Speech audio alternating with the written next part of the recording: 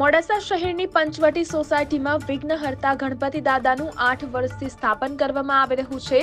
સોસાયટીના રહીશોએ વાજતે ગાજતે સ્થાપન કર્યું હતું। પર્યાવરણને ધ્યાનમાં રાખી ઇકો ફ્રેન્ડલી મૂર્તિ લાવવામાં આવે છે, ત્યારે 5 દિવસના અંતે દુંદાળા દેવ ગણપતિ દાદાનું વિસર્જન કરવામાં આવ્યું હતું। સોસાયટીના રહીશોએ ડીજેના તાલે ગુલાલની છોડો ઉડાડીને રંગે ચંકે દાદાને વિદાય આપી હતી।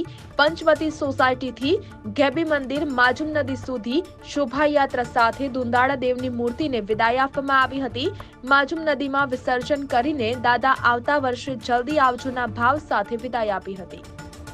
મોડાસા શહેરની પંચવટી સોસાયટીમાં વિઘ્નહર્તા ગણપતિ દાદાનું 8 વર્ષથી સ્થાપન કરવામાં આવી રહ્યું છે। સોસાયટીના રહીશોએ વાજતે ગાજતે સ્થાપન કર્યું હતું।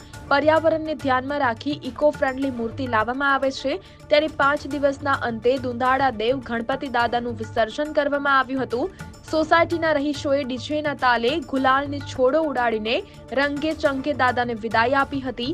પંચવટી સોસાયટીથી ગેબી મંદિર માજુમ નદી સુધી શોભાયાત્રા સાથે દુંદાળા દેવની મૂર્તિને વિદાય આપવામાં આવી હતી। માજુમ નદીમાં વિસર્જન કરીને દાદા આવતા વર્ષે જલ્દી આવજોના ભાવ સાથે વિદાય આપી હતી।